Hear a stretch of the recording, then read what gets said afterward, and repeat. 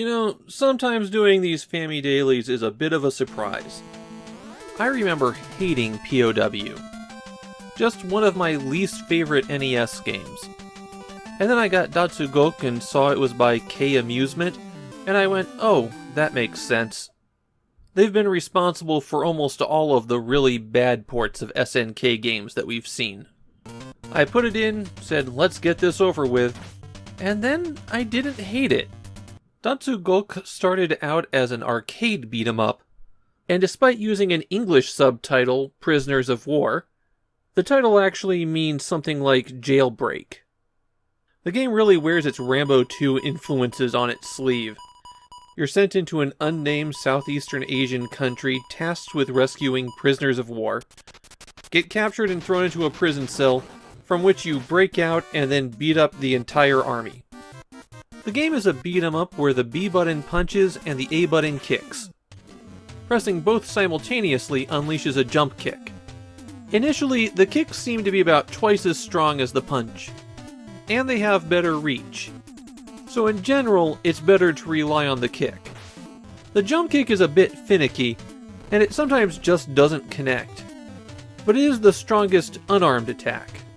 You can strike somebody behind you by pushing in that direction and hitting B, but this backward blow functions exactly the same as a normal punch.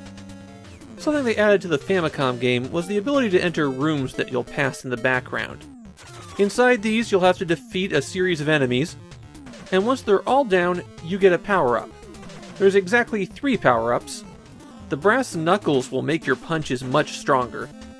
The A is for armor, and it will make bullets and thrown knives plink off of you. Both of these power-ups last until you die, and keeping them to the end of a stage can be a huge advantage against a boss. The other icon that you can get is an L, and that restores your life. You can also pick up some of the enemy's weapons.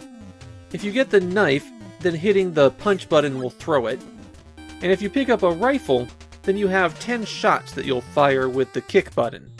The punch button will attempt to slam somebody with the butt of the rifle, but it's not a very effective attack, and I'd actually recommend just using up the bullets. Don't even bother trying to save them. At a few special points in the game, certain enemies will drop grenades. You can pick those up and throw them at the boss vehicles that are releasing enemies.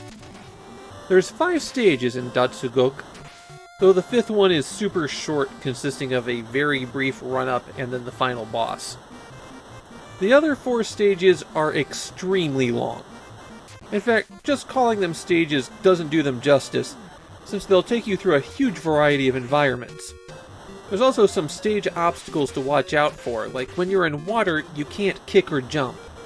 The frogmen enemies will always attack behind you though, so just wait until you see their splash and then spin around. Sometimes you'll find enemies hanging out above you where you can't hit them. All you can do in those situations is dodge their attacks. Finally, there are some environmental hazards like these cranes dropping on you.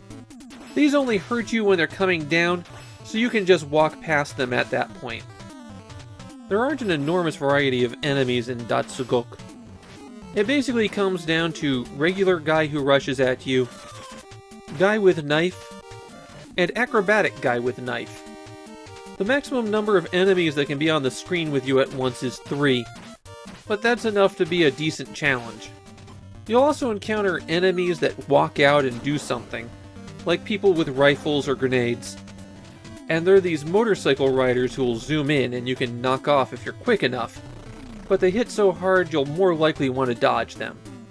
Engaging in combat stops the screen from scrolling forward, so you always have to beat up everyone who's there before continuing. That brings me to my biggest problem with the game. You have to be pretty far forward on the screen to scroll it. It's not an enormous problem, but sometimes you'll get rushed by enemies due to how close you are to the edge of the screen. The bosses are all kind of wimpy actually. The vehicles mainly try to overwhelm you with weak enemies, and it's easy to lock up the humanoid bosses with repeated attacks. You get 3 lives in Datsugoku. You have unlimited continues as well, but you go back to the start of that stage, and as I mentioned, these stages are extremely long. Also, be careful after a game over. It defaults to start game rather than continue. We've been seeing a general uptick in the quality of beat-em-ups on the Famicom lately. Double Dragon was a real improvement, but we just saw the king of all of them a few weeks ago with Downtown Neketsu Monogatari, and Datsugoku isn't nearly that good. This is the kind of game that I doubt was anybody's favorite. In fact, I could barely find anybody talking about the Famicom port.